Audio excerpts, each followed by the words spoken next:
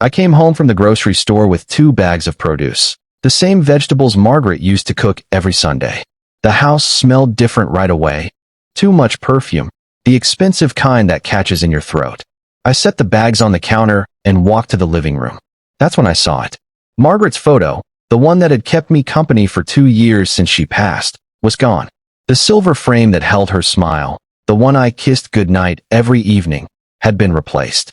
In its place sat a glossy print of some tropical beach, turquoise water and white sand, with my dream vacation, Maldives 2024 written across the bottom in gold cursive letters. My knees went weak. I reached out to touch the frame, thinking maybe I was seeing things.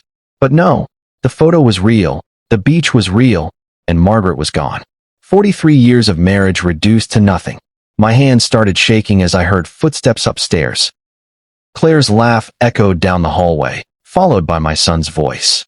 They were here, in my house, and they'd done this. My chest tightened like someone had wrapped chains around it. And that's when I realized this wasn't an accident. Claire came down the stairs in her designer jeans and silk blouse, not a hair out of place. "Oh, you're back," she said, like she owned the place. I pointed at the frame with a hand that wouldn't stop trembling. "Where is Margaret's photo?" She didn't even blink, just shrugged her shoulders and said, "The house felt too heavy, Dennis. All this grief hanging on the walls. It's been 2 years. People need to move on." My son, James, stood behind her, studying his shoes like they held the secrets of the universe. "Too heavy," I repeated, my voice cracking. That photo was all I had left of her in this room. Claire walked past me to the kitchen, her heels clicking on the hardwood Margaret and I had installed together 30 years ago. "It's just a picture, Dennis. We all process grief differently. I thought something more uplifting would help everyone heal." She opened my refrigerator like she lived here, pulled out a bottle of water. James finally looked up, his face red. "Dad, Claire meant well. She's just trying to help." Help. They called her racing my wife from her own home helping. I stood there in my living room, surrounded by furniture Margaret had chosen, walls she'd painted, and realized they saw my grief as something inconvenient. But it wasn't just the photo she wanted gone. That evening, Claire insisted on making dinner. She moved through Margaret's kitchen like she belonged there, using the wrong pans, putting spices back in the wrong places. Over pasta that tasted like cardboard compared to Margaret's, she started talking about travel. "You know, Dennis, the Maldives are absolutely magical this time of year. Crystal clear water, private beaches, 5-star service." She pulled out her phone, showing me pictures of overwater bungalows. "The flights are expensive though. Almost $3,000 per person. Can you believe it?" She sighed dramatically. "But dreams deserve to be lived, don't they?" James nodded along, adding how Claire had always wanted to go, how she'd been saving screenshots for years. "Must be nice to afford something like that," Claire continued, twirling her pasta. "Some people are so lucky to have that kind of money just sitting around." She looked right at me when she said it. I took a sip of water, keeping my face neutral. "Indeed," I said. "Some people are very lucky." She smiled, thinking she'd planted her seed. "Wouldn't it be amazing if someone could make that dream come true? Like a surprise gift? That would be so healing for everyone involved." The word, healing, made my jaw clench. Little did she know, I was listening to every word. That night, I sat in my bedroom, the one I'd shared with Margaret for 4 decades. Her pillow still held the indent of her head, though the scent of her lavender shampoo had long faded. I opened the bottom drawer of my dresser and pulled out an old folder, worn at the edges. Inside were brochures and tickets from our 25th anniversary cruise, the Meridian Star Cruise Line, sailing through the Caribbean. Margaret had worn that blue dress that made her eyes sparkle. We'd danced under the stars to The Way You Look Tonight, her favorite song. She'd been so happy, so alive. Then on the 7th night, she'd collapsed during dinner. Food poisoning, the ship's doctor said, but it was more than that. Something in her never fully recovered after that cruise. She was tired all the time, weak in ways she'd never been before. The doctors back home couldn't explain it. She lived another 18 years, but she was never quite the same. I traced my finger over the cruise line's logo, remembering. The same company still operated, still sailed the same routes. I opened my laptop and typed in their website. They'd upgraded their ships, added new amenities, but the routes were identical. Caribbean Paradise, 10 nights, all-inclusive. My credit card sat on the nightstand. If she wanted a dream trip, she was about to get one. The next morning, I called Claire and James over for coffee. I'd practiced my speech in the mirror, making sure my face showed the right amount of grandfather Ly kindness. I've been thinking about what you said last night. I began, stirring sugar into my cup. About dreams deserving to be lived. Claire's eyes lit up like Christmas morning. And I realized you're right. Life is short. We should celebrate it. I pulled out my checkbook, making a show of it. I want to pay for your dream vacation. The Maldives, was it? Claire actually squealed. She jumped up and hugged me, her perfume suffocating. Oh, Dennis. Really? You mean it? James looked shocked, but pleased. Dad, that's incredibly generous. I patted Claire's shoulder awkwardly. Consider it a gift. For helping me move forward. The lie tasted bitter, but I smiled through it. Claire was already on her phone, looking at resorts. This is amazing. Everyone's going to be so impressed. I mean happy. Everyone's going to be so happy that you're healing. Within an hour, she'd told her mother. Her sister posted a vague but excited status on Facebook. The whole family thought I'd turned a corner, finally accepting Margaret's death, finally moving on. Because this was no ordinary vacation. I spent the afternoon on the phone with Meridian Star Cruise Lines. Not booking online like some amateur, but speaking directly with their event coordinator. I want to book a memorial package, I explained. My late wife sailed with you years ago. I'd like to honor her memory. The coordinator, a woman named Patricia, was deeply sympathetic. We can absolutely arrange that, Mr. Dennis. What did you have in mind? I had a list ready. I want every bar on the ship to feature cocktails named after her. Margaret Martini, Maggie's Mojito, that sort of thing. I want the dinner staff to make a toast to her memory every evening in the main dining room. And the ship's band, they need to play her favorite songs. The Way You Look Tonight, Moon River, Unchained Melody. Every night. Patricia paused. That's quite extensive, sir. The cost would be, money isn't an issue, I interrupted. I'm also booking a passenger on this memorial cruise. My daughter-in-law. She needs to understand who Margaret was. I gave her Claire's name and information. But here's the important part. She doesn't know about the memorial aspects. It needs to be a surprise. Patricia understood perfectly. After 40 minutes and an extra $8,000 in special arrangements, everything was set. And that was just the beginning. Claire spent the next week in a frenzy of preparation. She bought 5 new swimsuits, got her nails done, purchased a designer suitcase that cost more than most people's rent. She posted countdown photos every day. 7 days until paradise. 6 days until dreams come true. I liked every post, commented with heart emojis like a supportive father-in-law should. James seemed genuinely happy that Claire and I were bonding. The night before her departure, they came for dinner. Claire couldn't stop talking about the trip. The ship has 12 restaurants, 3 pools, a full spa. And the ports. We're stopping in Jamaica, Grand Cayman, Cozumel. I've already planned my excursions. She showed me her itinerary, color-coded and laminated. This is so generous of you, Dennis. I promise I'll take lots of photos. Please do, I said, passing the salad. I want to see everything. She hugged me goodbye at the door, longer than usual. You're the best father-in-law anyone could ask for. I'm sorry if I came on too strong about the photo. I just want everyone to be happy. I patted her back, feeling nothing. Have a wonderful time, Claire. It will be unforgettable. She had no idea what was waiting on that ship. The first night's dinner service started at 7. I knew because Patricia had sent me the schedule. Claire would be seated in the coral dining room, dress code smart casual, probably ordering the lobster because it was free. At 7:45, the head waiter would call for attention. I sat in my living room, Margaret's photo back in its rightful place. I'd retrieved it from the closet where Claire had hidden it, imagining the scene. The waiter raising his glass, 500 passengers quieting down. Ladies and gentlemen, tonight we toast to Margaret Dennis, whose grace and kindness once blessed these very decks.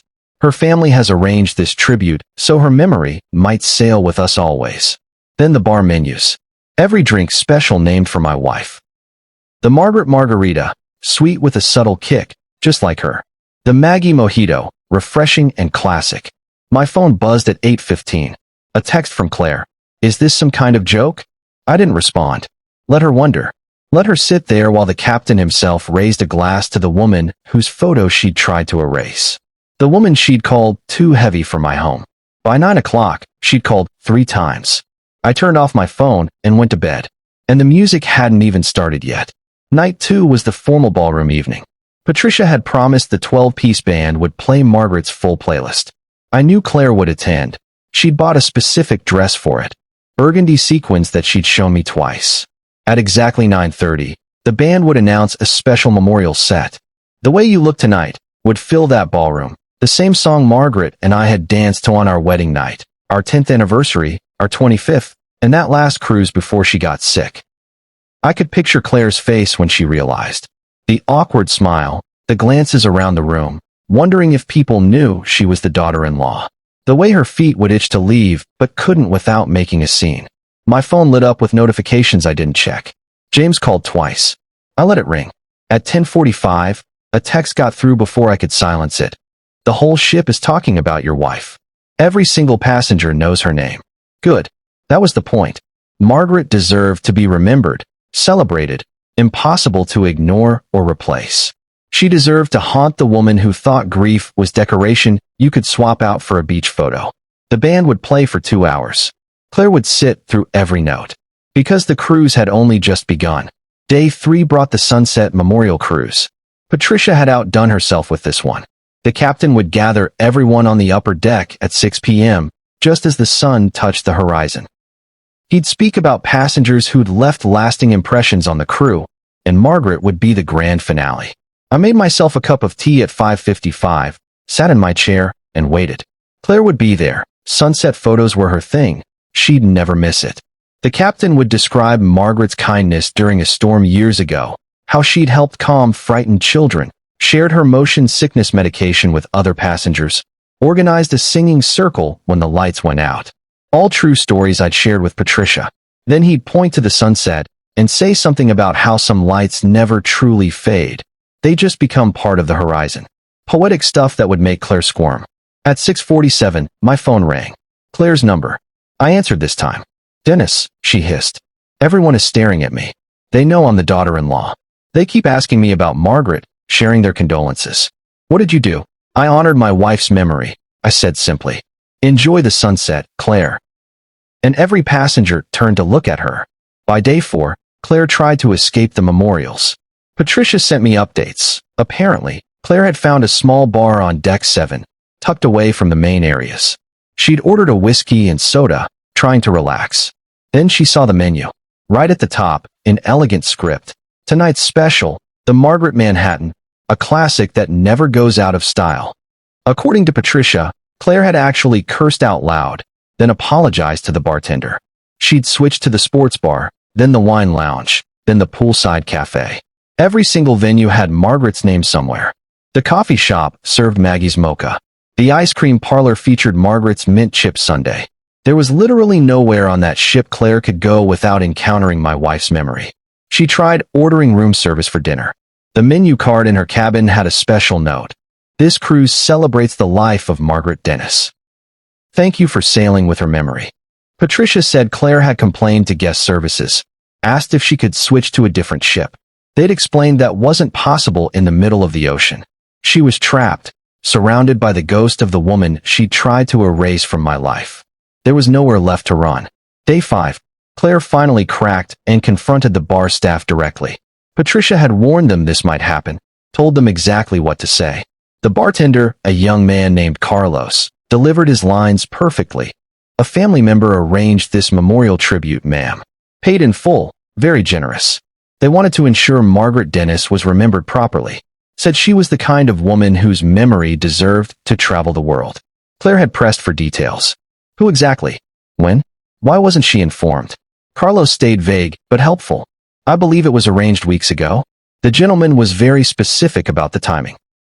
Said it was important for family to experience how much Margaret meant to people.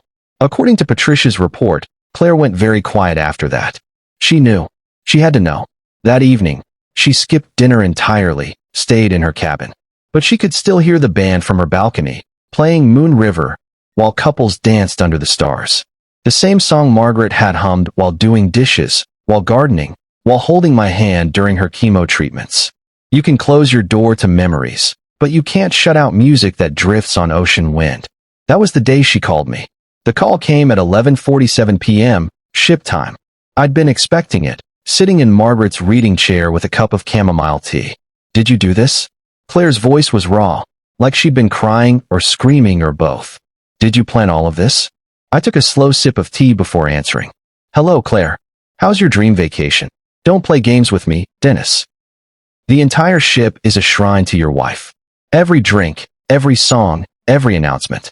The other passengers think I'm here for a memorial cruise. They keep offering condolences, sharing their own grief stories. One woman hugged me for 5 minutes straight. I stayed quiet, letting her vent. This is insane. This is cruel.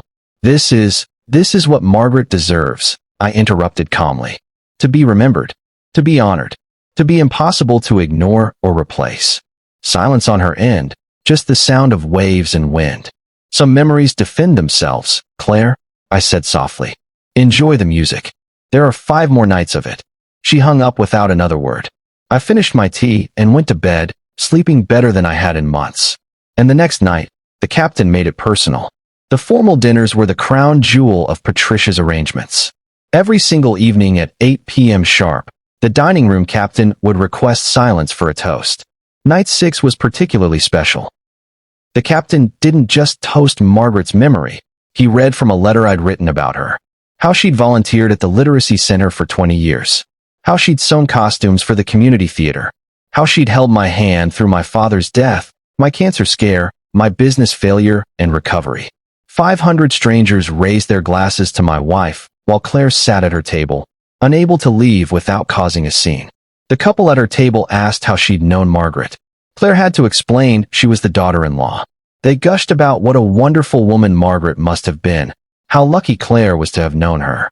You must miss her terribly, the woman said. Such a loss for your family. Claire just nodded, pushed her salmon around her plate. Night 7. The toast included a photo slideshow on the dining room screens. Margaret through the years, images I'd sent Patricia.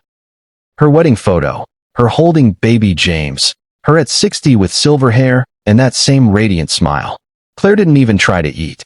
She stared at her plate while hundreds of people applauded my wife's life. Because the tributes kept coming. Day 8 brought unexpected allies.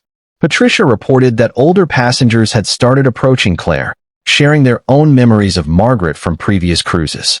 Some were real. Patricia had found actual passengers who'd sailed with us before. Others were just moved by the memorial, creating connections that may or may not have existed. An elderly woman from Florida swore she remembered Margaret calming everyone during a storm in 2005. She started singing hymns. The woman told Claire over afternoon tea. Such a beautiful voice. Everyone joined in, turned terror into fellowship. A couple from Michigan claimed Margaret had helped them celebrate their anniversary in 2003. She arranged for the kitchen to make a special cake, paid for it herself. Never even told us until later. These stories, half true, half legend, surrounded Claire like fog. She couldn't escape them. Every conversation led back to Margaret. Every social interaction became another reminder of the woman whose photo she'd hidden in my closet. By evening, Claire had stopped trying to socialize. She sat alone at the pool, sunglasses on even after sunset, probably hoping people would think she was sleeping. But there was still the music, always the music, drifting from every speaker on the ship. But there was still one night left. The final gala was Patricia's masterpiece. The captain's farewell speech always happened on night 9, usually generic gratitude and safe travels wishes. Not this time. He spoke about how some people leave marks on the world that can't be erased. How some photos aren't just pictures, but anchors that keep us moored to what matters. How removing someone's memory doesn't help anyone heal. It just creates a different kind of wound. This cruise has been a celebration of Margaret Dennis, he announced. But more than that, it's been a reminder that love doesn't end with death. It transforms, travels, finds new ways to exist. Like ocean waves, it always returns to shore. He asked for a moment of silence. 500 heads bowed. Claire stood in the back, trying to be invisible, but I knew she heard every word. The captain ended with this. To those who knew Margaret, cherish her memory. To those who didn't, remember that every person you meet carries someone's entire world in their heart. Treat those memories with respect. The entire ballroom erupted in applause. The band launched into The Way You Look Tonight, one last time. And Claire finally understood that some things you can't just replace. And Claire couldn't hide from it anymore. When the ship docked in Miami, Claire was first off the gangway. Patricia sent me a final photo, Claire dragging her designer suitcase, head down, moving like someone fleeing a crime scene. The Maldives travel brochure was crumpled in her hand. That glossy beach photo she'd dreamed about now wrinkled beyond recognition. James picked her up from the airport. He called me during the drive, speaking quietly while Claire sat silent in the passenger seat. "Dad, what happened?" "She won't talk about the cruise. She looks like she's seen a ghost." "Maybe she has," I said. "Sometimes we need to face what we've tried to bury." "What does that mean?" But I heard Claire say something sharp in the background, and James had to go. They drove home to the house I'd helped them buy, the one where Claire had planned to host brunches and dinner parties, showing off her perfect life. According to James's later texts, she went straight to their bedroom and didn't come out for hours. She'd been on her dream vacation for 10 days, all expenses paid, luxury at every turn. But she looked like someone returning from exile. The Maldives would have to wait for someone else's dreams. But I knew this wasn't over yet. 3 hours after James's call, my phone buzzed with a text from Claire. Just 3 words, but they carried the weight of everything that had happened. "We need to talk." I didn't respond immediately. Let her sit with it, the way I'd sat with the absence of Margaret's photo in my living room. Let her wonder if I'd answer, if I'd engage, if there was any path forward from here. I waited until the next morning to reply, just one word. "When?" She responded instantly, like she'd been staring at her phone. "This weekend. Saturday. Please." The please was new. Claire didn't usually say please to me. She usually announced, declared, informed. But something had changed on that ship. 5 days of negotiations followed, all through text. She wanted to meet at a coffee shop. I insisted on my house. She suggested James come too. I said this was between us. Finally, we agreed. Saturday, 2 p.m., my living room. The same room where she'd replaced Margaret's photo. I spent the week preparing, not planning what to say, but making sure Margaret's presence was felt in every corner. Fresh flowers in her favorite vase. Her Afghan on the couch. The photo album on the coffee table, open to our wedding pictures. And for once, she wasn't in control. Saturday arrived gray and drizzly, Seattle weather that Margaret used to call thinking weather. Claire knocked instead of using her key, another first. I let her stand on the porch for a full minute before answering. She looked different. The designer clothes were there, but wrinkled. The makeup was perfect, but couldn't hide the dark circles. She'd lost weight, maybe 5 pounds in 2 weeks. "Come in," I said, stepping aside. She entered carefully, like someone walking into a courtroom. Her eyes went immediately to Margaret's photo, back in its proper place, the silver frame catching the lamplight.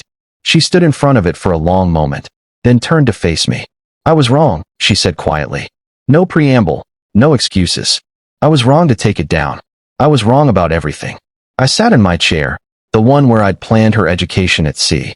"Go on." She moved to the couch, perching on the edge like she didn't deserve to be comfortable.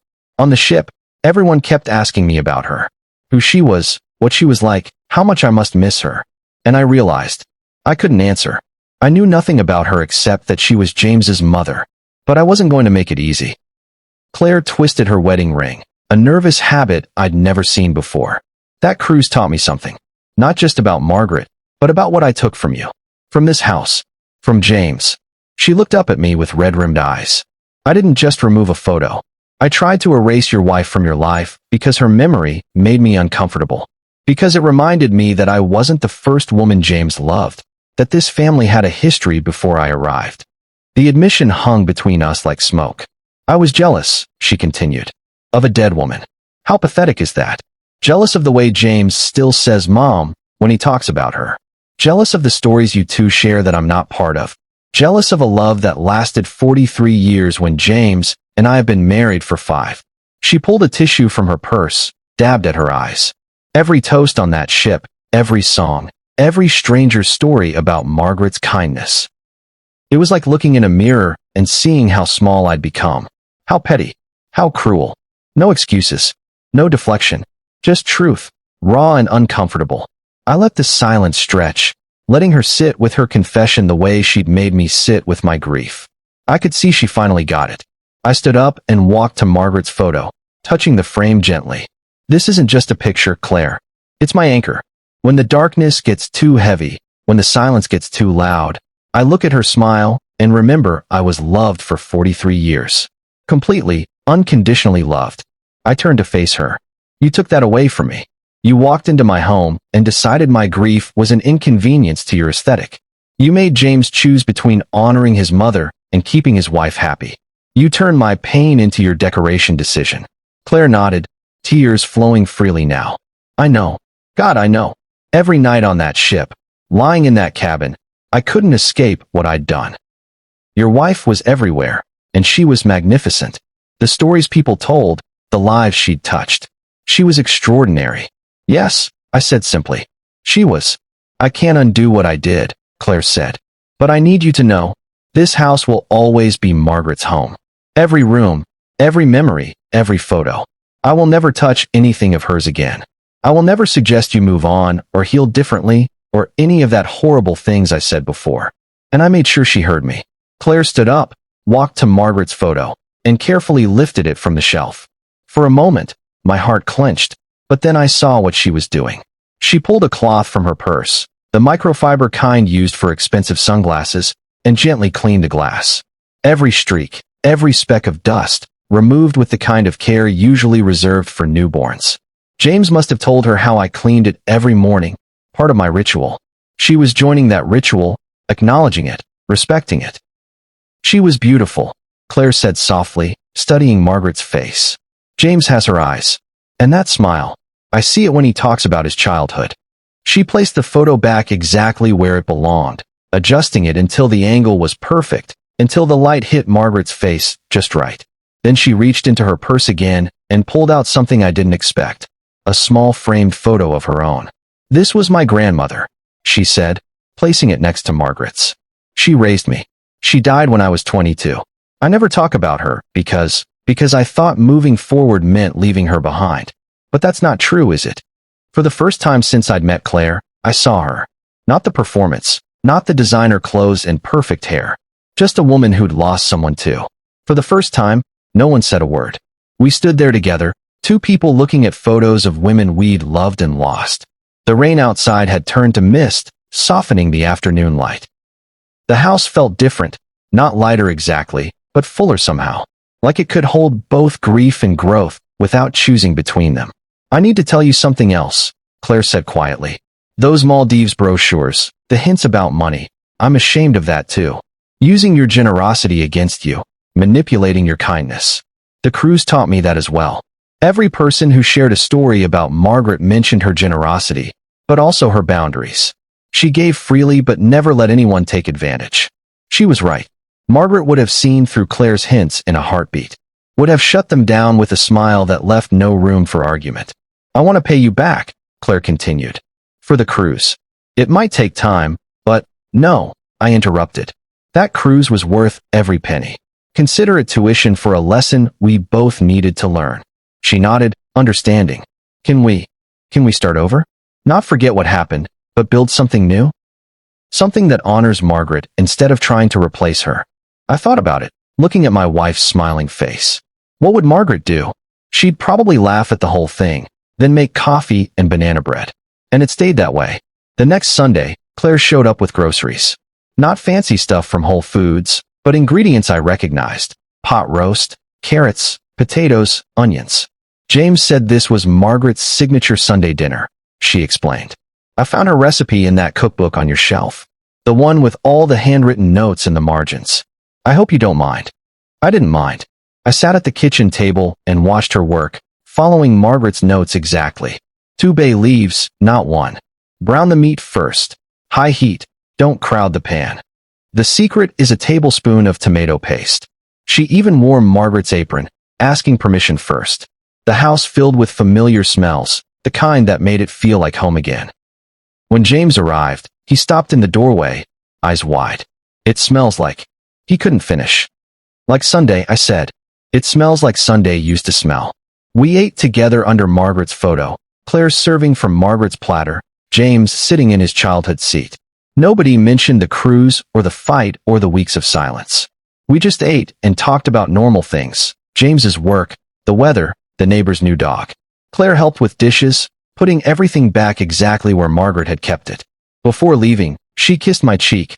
Quick, respectful, appropriate. And this time, there was respect in the air. 6 months have passed since that cruise. Claire comes every Sunday now, sometimes cooking Margaret's recipes, sometimes just visiting. She brings her grandmother's photo album occasionally, sharing stories while I share mine. We're building something new on the foundation of something old. Margaret's photo has never moved again. If anything, it's become more central. Claire brought a professional photographer to take pictures of it, making copies for James, for their future children, for the family albums that will carry Margaret forward. She even suggested we create a memorial cookbook with Margaret's recipes, those handwritten notes preserved for generations. Last week, Claire brought travel brochures again, but different ones. There's a grief support cruise, she explained carefully, for families learning to honor memory while living fully. I thought maybe we could all go. Together. As a family. I looked at the brochure, then at Margaret's photo. I could almost hear her laughing, telling me to go, to live, to let this strange new family configuration find its way. Maybe, I said. Let me think about it. But I was already imagining it. The three of us on a ship, not running from Margaret's memory, but carrying it with us. Because some memories don't need defending. They just need space to breathe, to be honored, to become part of the story instead of being edited out. And I made sure of it.